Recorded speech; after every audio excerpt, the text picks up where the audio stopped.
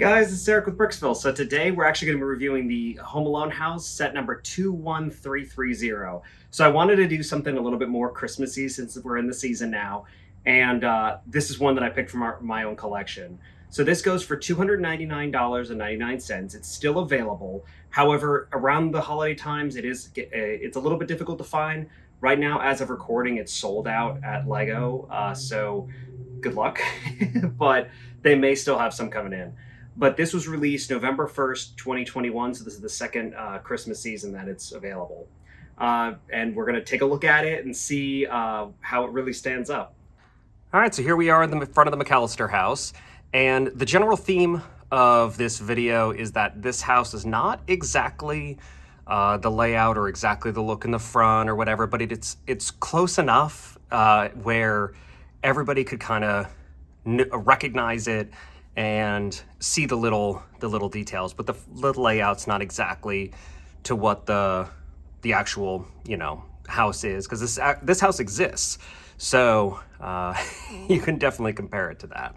This set includes 5 minifigures. From left to right, you have Harry with the gold tooth that he flashes. Pretty nice touch. Then you have Marv with, that facial hair is spot on. And then you have Kevin, which is, he's a pretty standard minifig. Nothing too special with the face. Then you have his mom.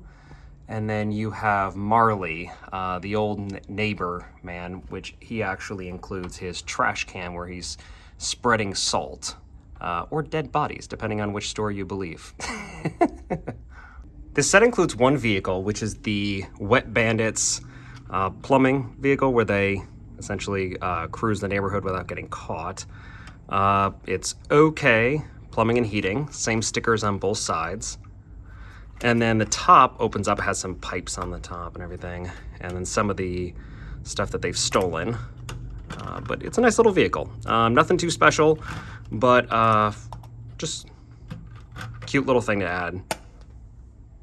All right, so here we are at the front of the house. I really like how they did the lights along the front here.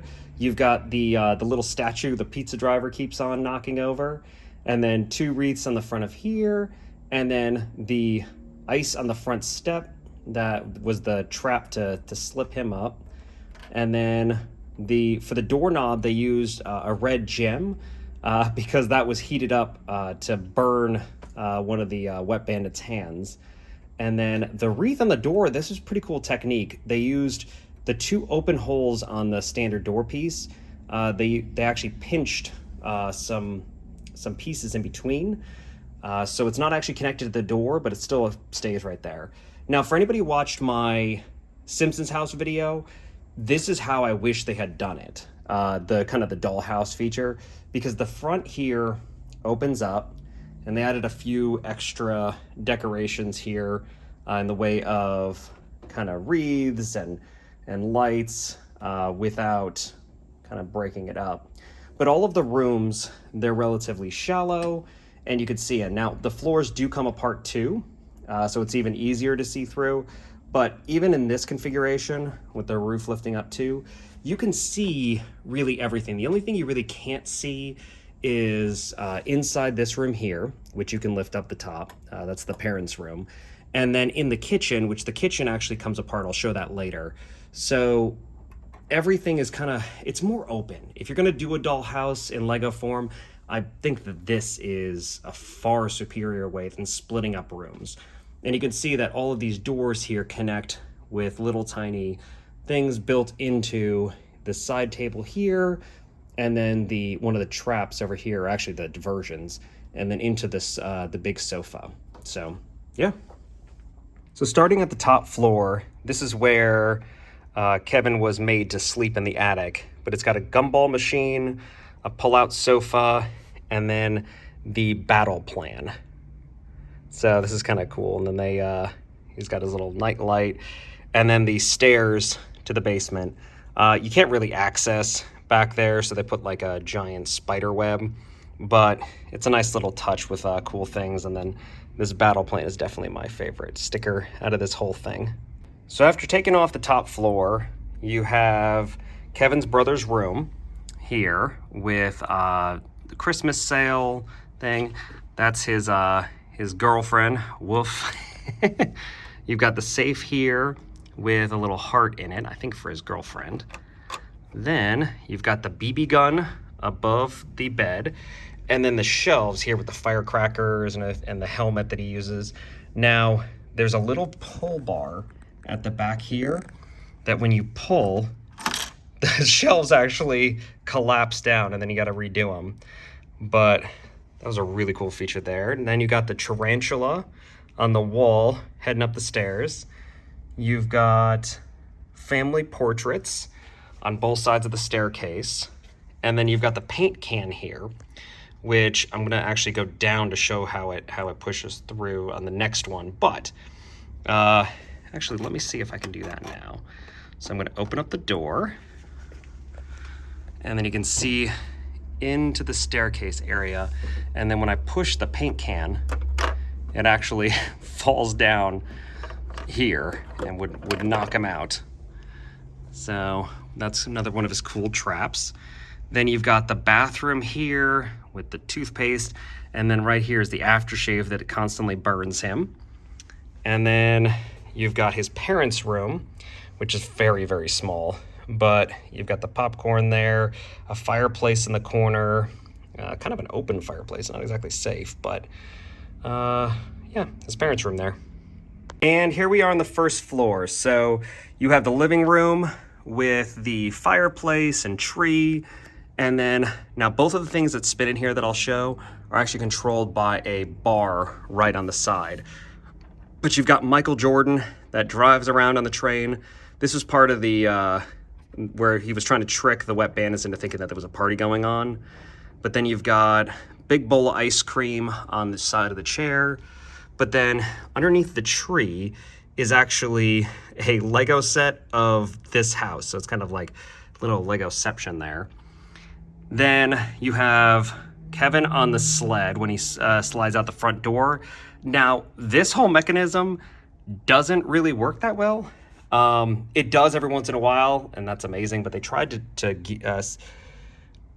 direct the sled with these two slopes here, and then there's a push bar in the back, but it wants to go straight down and then hit this wall, which honestly is how it would happen in real life because their door is off to the right.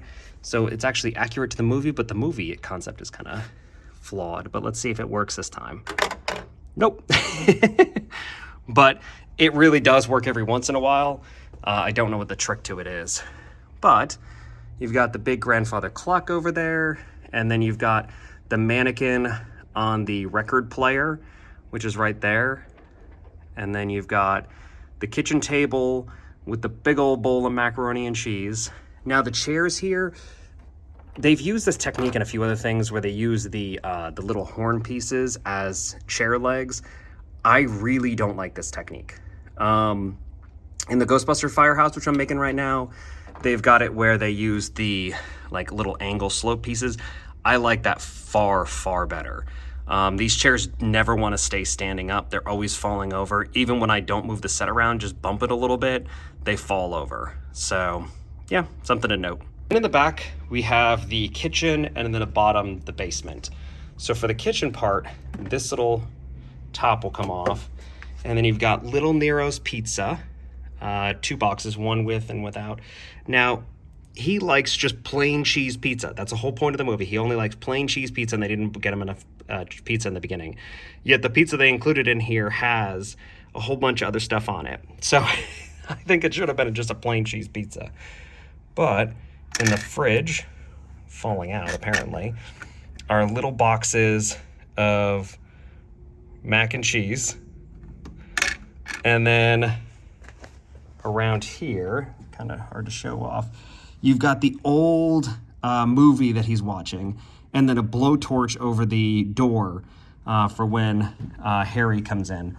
Then you've got the chute to the basement, which actually has a iron in it. And when you turn this bar over here, it will drop down into the basement to hit whoever's looking up through it. And then you got a microwave there. Now to actually get into the basement, you have to disconnect the the back room from, or in the kitchen from there. Here's another angle of the kitchen. But I also wanted to show this. So I've got the anvil loaded back up, or that iron, I mean. And then when you pull this, it falls down into the basement. So if somebody was looking up, they get plastered in the face like Marv did. Then you can take this off. And then here is the basement.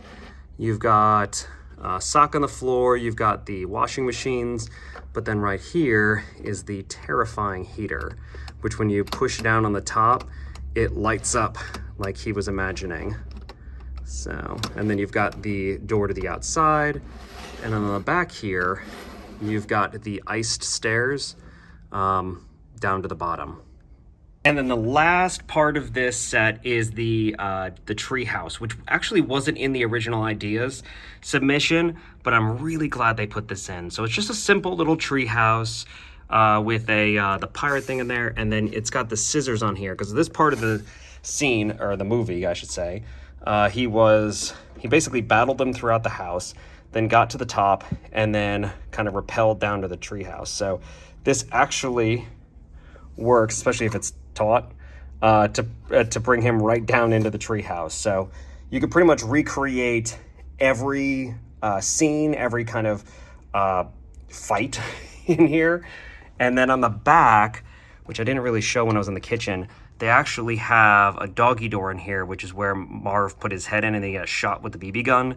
That's actually a new piece for this set, and actually is really cool because it's big enough to fit one of the Lego cats in it, or maybe one of the smaller dogs. So you could add this to really any of your Lego houses. This is a really nice set. It's, you know, as we talked about, the layout isn't exact to what the Mccalister home was, but the way that the front opens up is, compared to the Simpsons house, this kind of dollhouse feature doesn't leave anything buried. It's shallow enough that you can still play in every area. It's packed full of references, and the minifig selection is right on point. There's probably maybe one or two other figures you put in, but pretty much every important character in the movie is in here. So I really liked the battle plan in the top, and kind of where Kevin, you know, was set up in the attic. Just really cool features all around. And then even just the little pushers. There's almost too many things for me to mention here that I liked. But this is definitely worth picking up if you're able to find it. They sell this year round. So if you can't find it this Christmas season, try to look for it, you know, during June or whatever. So that way you're not having to rush to buy it with everybody else. But yeah, so thank you for joining us today. We're going to be coming out with some more videos later. We're actually working on the Ghostbusters Firehouse right now. And yeah, don't forget to like, subscribe, and share this video around. So hope to talk to you soon. Thanks.